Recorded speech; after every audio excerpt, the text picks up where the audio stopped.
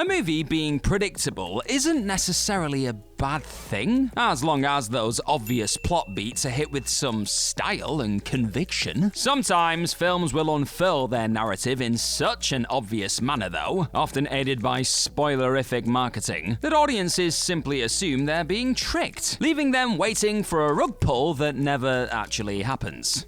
Awkward. Though many of the films on this list actually turned out pretty great, to be honest, each nevertheless clung to the expected path, delivering almost precisely the narrative trajectory fans expected. So I'm Gareth, this is What Culture, and here are 10 movies so predictable everyone thought they were tricking us. Number 10, Avatar. Long before James Cameron's astoundingly successful sci-fi epic hit cinemas, there were many calling out Avatar for effectively resembling Dances with Wolves in space, with a plot focused on a white savior outsider helping an indigenous race fend off an attacking American imperialist and, yes, white force.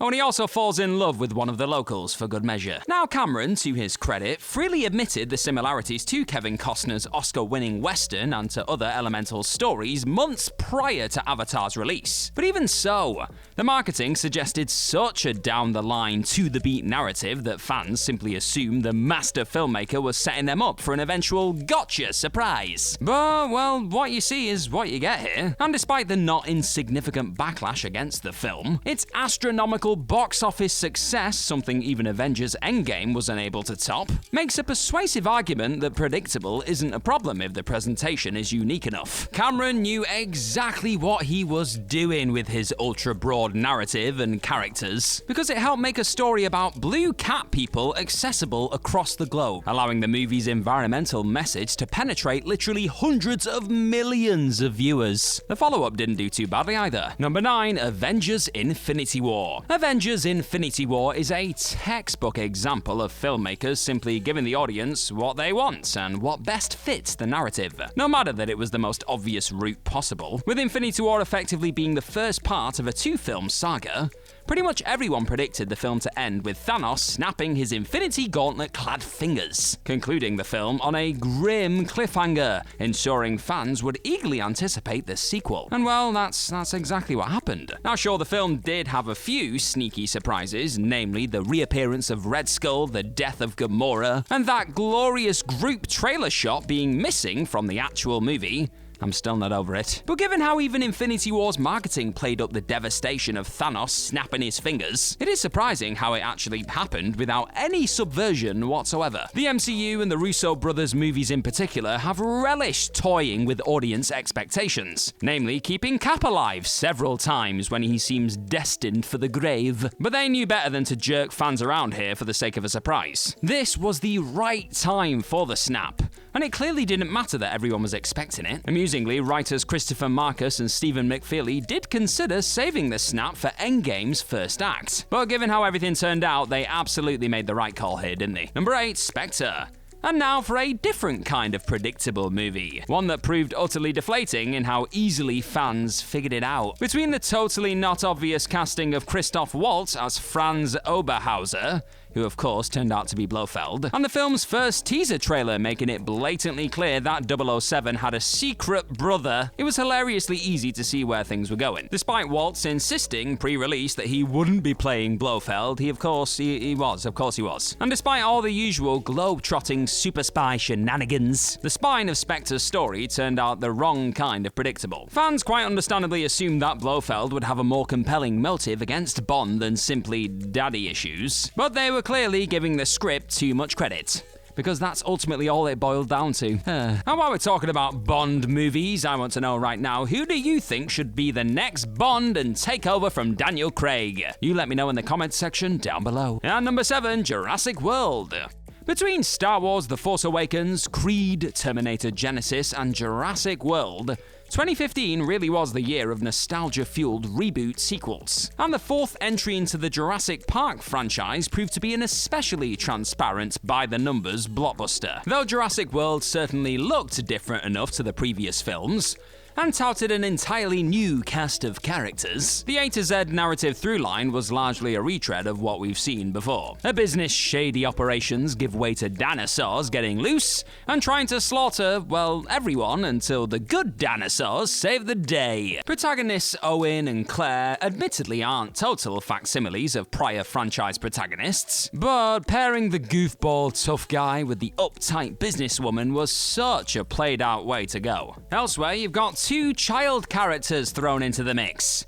And to the surprise of nobody who's seen the original Jurassic Park, they end up in peril themselves. I was shocked. Now, is Jurassic World a bad movie just because it's predictable and follows the series' established formula? Well, not really. But given how long fans had been waiting for a fourth movie, and how much it was talked up as a radical reinvention of the franchise, it was rather underwhelming how eagerly it cribbed from its predecessors. Number 6, Star Trek Into Darkness. Star Trek Into Darkness pulled a similar trick to Spectre a few years prior. As once Benedict Cumberbatch was cast in the main villain role, it didn't take fans long to twig that he was most likely playing a rebooted version of iconic Trek baddie Khan. Cumberbatch and director J.J. Abrams, of course, kept up the facade that he was playing John Harrison, a name Khan assumes until roughly halfway through the movie. Abrams' love of the mystery box and him doubling down so aggressively on keeping Khan's presence a surprise ultimately backfired though, as it only made the inevitable reveal that much more obvious, and so utterly unremarkable as a result. It certainly would have been a neat trick if Abrams was actually pulling a double twist, and Cumberbatch had indeed been playing Harrison or one of the many classic villains from Trek lore instead. But given that fans guessed the Khan twist a solid year before Star Trek Into Darkness came out, it was a long, tired path finally getting to the rather flat reveal. And Abrams himself has since claimed he regretted making such a big deal out of the Khan reveal. You live, you learn, eh? Number 5, Mission Impossible Fallout. It should be relatively easy to keep the marketing for a Mission Impossible movie spoiler-free. After all, the primary attraction has always been Tom Cruise almost killing himself for our entertainment rather than the, plot. That's what I pay my money to see. So it's a bit of a shame that, with the 6th film touting arguably the most nuanced and intriguing narrative in the franchise to date, the trailers freely spoiled that Henry Cavill's August Walker was in fact the central antagonist.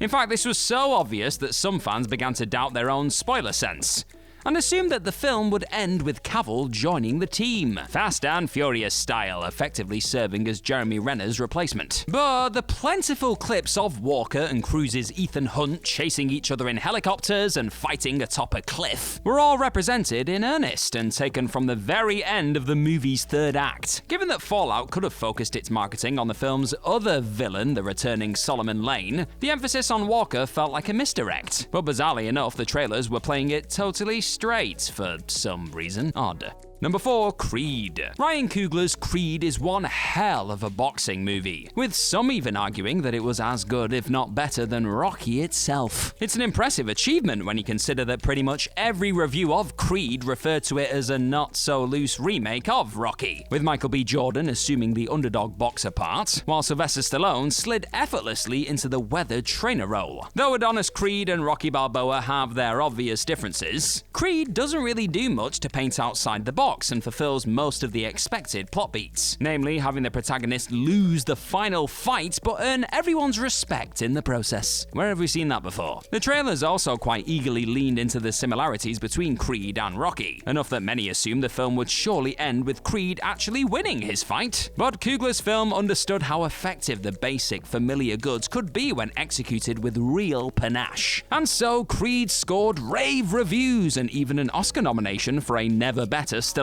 regardless. Number 3, Batman v Superman Dawn of Justice. Now, from the second a Batman v Superman movie was announced, nobody with any knowledge of how Hollywood or superhero movies works actually assumed that Zack Snyder would be making a film focused entirely on Batman and Superman fighting one another. It wasn't tough to figure out that they'd be at odds for the first 2/3 of the film, only to then team up in order to take down a bigger threat in the finale. But the precise nature of that third act villain was still up in the air. At least until Warner Brothers needlessly spoiled that it would be Doomsday, and that its rampage would be interrupted by the fist-pumping arrival of Wonder Woman. Fans nevertheless crossed their fingers that Snyder had extra surprises in store, perhaps the arrival of Darkseid? But ultimately, the film took exactly the generic, simplistic trajectory most fans feared it would. Great. Sure, many expected bats and soups to fight each other for a little longer than 7 minutes, so that was surprising. Not in a good way. But the sheer confidence with which Warner Brothers dropped major spoilers left fans hoping for some third-act surprises that sadly never came. Boo. Number 2, Terminator Salvation.